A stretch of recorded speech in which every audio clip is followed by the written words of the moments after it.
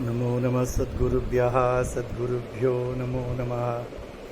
नमो नमः सद्गुरुभ्यः सद्गुरुभ्यो नमो नमः। ज्ञानवैराग्यसम्पूर्णान् हरिभक्तिपरायणान् पूर्वाचार्यानहं वन्दे सम्प्रदायप्रवर्तकान्। श्रीमद्भगवत्पादमाचार्यं श्रीमद्रामानुजं मुनिं श्रीमदानन्दतीर्थं च रामानन्दयतिं हितं श्रीवल्लभं च निम्बार्कं कृष्णचैतन्यमेव च ज्ञानेश्वरं तथान्यान् च पूर्वाचार्यान् स्मराम्यहम्। आचार्येष्वपि सर्वेषु तारतम्यं विना खलौ शुद्धं भागवतं धर्मं जग्राह प्रेमिको गुरुः। श्री प्रेमिकेन्द्र सद्गुरु महाराज की जय। हरे रामेति कृष्णेति नाम संकीर्तनं सदा लोकक्षेमाय कुर्वन्तं प्रेमिकं सद्गुरुं भजे।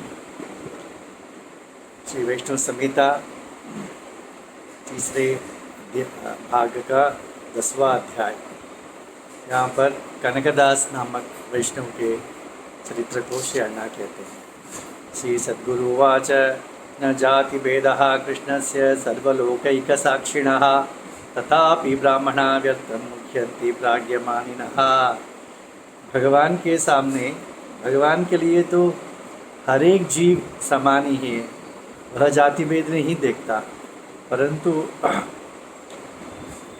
कुछ ब्राह्मण व्यर्थ ही अपने को बड़े ज्ञानी मानकर भेद की कल्पना करते हैं।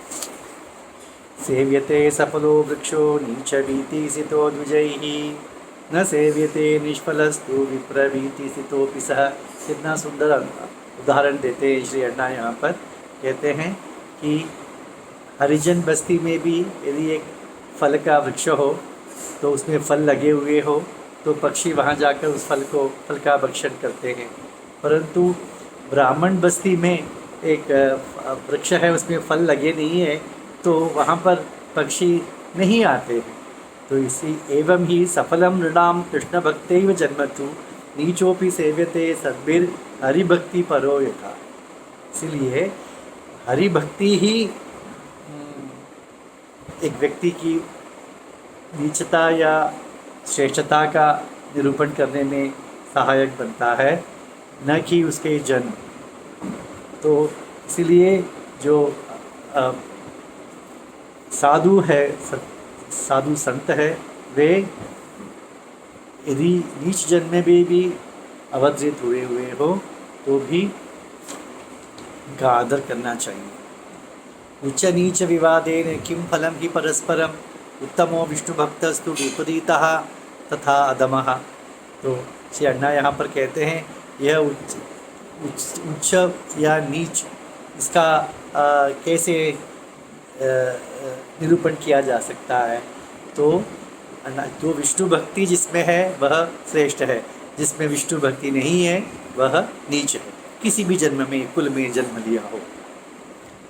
आसीत् कनकदासाख्यो महाभागवतोत्तमः व्यासराजस्य शिष्यस्तु वासुदेवपरायणः नीच जाति समुद्भूतो निर्मलज्ञानसंयुतः दयावान् सर्वजीवेषु सत्यधर्मरतो महान् स नित्यं भक्तिभावेन पूजयन् आदिकेशवं चिन्तयन् कीर्तयन् नित्यं सम्प्राप परमं सुखं।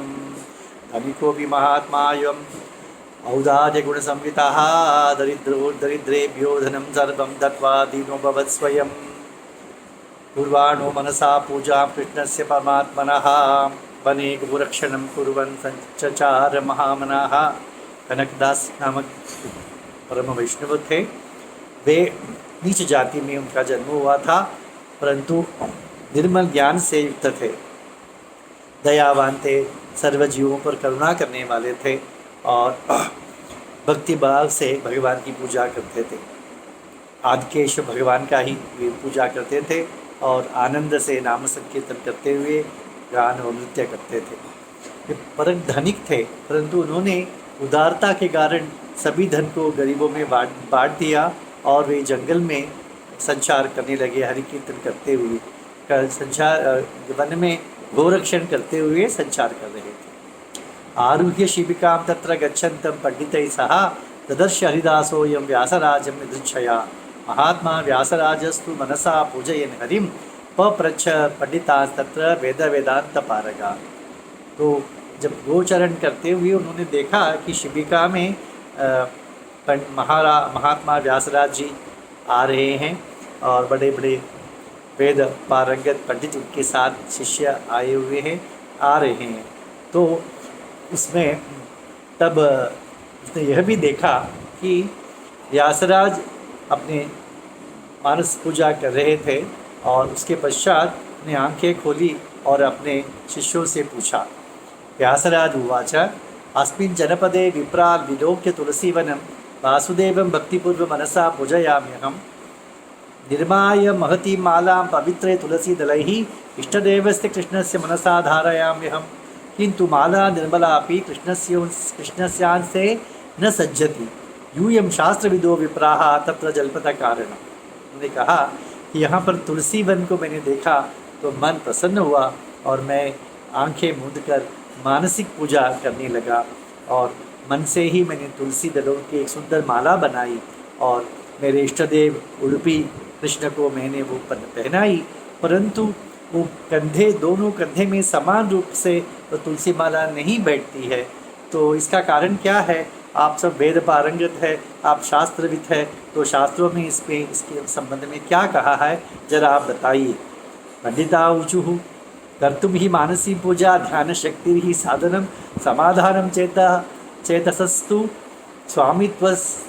स्वामीस्तवन विद्यते अत्र शास्त्र विचारेण प्रयुक्ति ही किम प्रतीक्षते समाधाय मनस्साधु ध्यानम कुरु महामते। देखिए पंडितों ने कैसा जवाब दिया। कहा कि मानसी पूजा यदि करना है तो ध्यान शक्ति की आवश्यकता है। ध्यान शक्ति के लिए मन को संयम करने की आवश्यकता है। आपके मन आपके कंट्रोल में संयम में नहीं है, आपके वश में नहीं है, तो इसीलिए आपको आपकी मानसिक पूजा ठीक तरह से नहीं हो पा रही है। इसमें शास्त्र में विचार करने की क्या आवश्यकता है, क्या रखा हुआ है, आप अपने मन को वश में कीजिए। ऐसे पंडितों ने महात्मा व्यासराज से कहा। श्री सद्गुरुवाच एवं वदत्तु विप्रेषु व्यासराजम यतीश्वरम मार्गे कनकदासस्तु ननामापि सदुव्रतः भक्तः कनकदासोपि स्वयं आगत्य संभ्रमात् निवेदयत् भक्तिपूर्वं व्यासराजाय योगिनी। तो ऐसे जब पंडितों ने कहा, सब दूर से कनकदास ने देख लिया और वे यहाँ पर स्वयं दौड़कर आ गए और दूर खड़े होकर उन्होंने भक्तिपूर्वक विनम्रतापूर्वक नमस्कार किया आचार्य का। कनकदास उवाच अहम नीचकुलोत्पन्नः संस्काररहितोऽस्मि च ब्राह्मणैर्भाषणं कर्तुं नार्हामि इति पुङ्गव तथापि परमं गुह्यं वक्ष्यामि इति शेखरा श्रुत्वापि मयि दासेऽस्मिन् प्रसादं कुरु देशिक त्वैव निर्मिता माला कृष्णस्य वरमालिनः मंथानाग्रे विलग्ना सा नाम से निपतति प्रभो। उन्होंने कहा कि मैं नीच कुल में जन्म लिया है, मैं आप ब्राह्मणों से बात करने के लिए भी मेरी योग्यता नहीं है, परंतु एक रहस्य की बात आपसे कहने के लिए मैं दौड़कर यहाँ आया। ज़रा आप सुनिए इसे कि आप में जो माला आप जो पहनाते हैं भगवान को मानसिक पूजा में, वह भगवान के हाथ में एक मथनी है, मथनी के अग्रभाग में वो अटक जाता है, इसलिए एक पार्श्व में वह गले के कंधे पर नहीं उतरता है, ऐसा उन्होंने कहा। व्यासराज उवाच पंडितैरपि दुर्गेयमिदं वैष्णवसत्तमा विज्ञातं कथमद्यैव नीचेनापि त्वया वद। तब व्यासराज जी कहा, अरे पंडित वेद पारंगत पंडित नहीं जान पाए और तुम नीच जाति में जन्म लिए हुए कहते हो, तुमने कैसा जान लिया।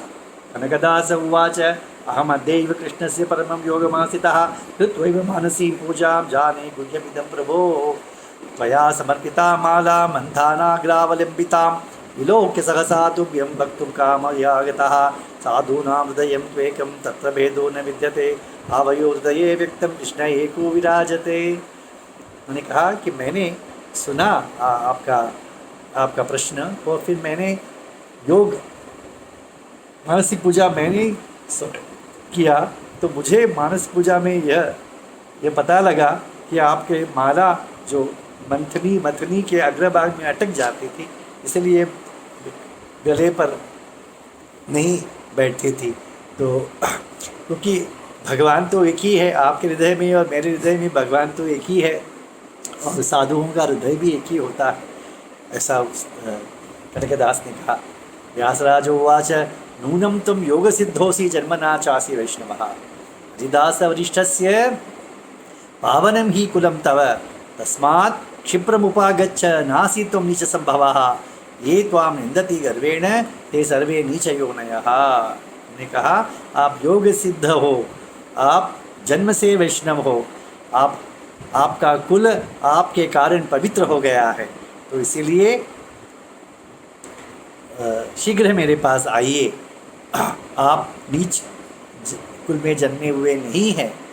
यदि कोई आपकी निंदा करता है तो वही चंडाल है, वही नीच योनि का है, ऐसा आचार्य ने कहा। सद्गुरुवाच इत्युक्त्वा व्यासराजस्तु वैदिकाचार तत्परः प्रेमणा कनकदासञ्च सानंदम परिशस्वजे। श्री अण्णा कहते हैं, ऐसा कहकर व्यासराज जो वैदिक आचार में निष्ठ थे, उनकी निष्ठा थी, परंतु इस कनकदास को उन्होंने पास में बुलाकर प्रेम से आलिंगन किया। चक्रे मंत्रोपदेशंच कृत्वा संस्कारम उत्तमम हरिपादोदकृतं चापि ददौ तस्मै महामनः। तो उनको मंत्रोपदेश किया और मुद्राधारण, शंख चक्र का मुद्राधारण होता है ना, वह संस्कार भी उसे किया, उसे कराया, और हरिपाद का तीर्थ भी उसे प्रदान किया। भेरीवादन कैंकर्यं पूजा काले दिने दिने तदौ तस्मै व्यासराजा पवित्रे कृष्ण मंदिरे। पवित्र कृष्ण मंदिर में उसे कैंकरी भी दी। भेरी करके एक वाद्य होता है, उसे बजाना होता है, तो वो बजाने की कैंकर्य कनकदास को व्यासराज ने प्रदान किया। देखिए संत कैसे होते हैं।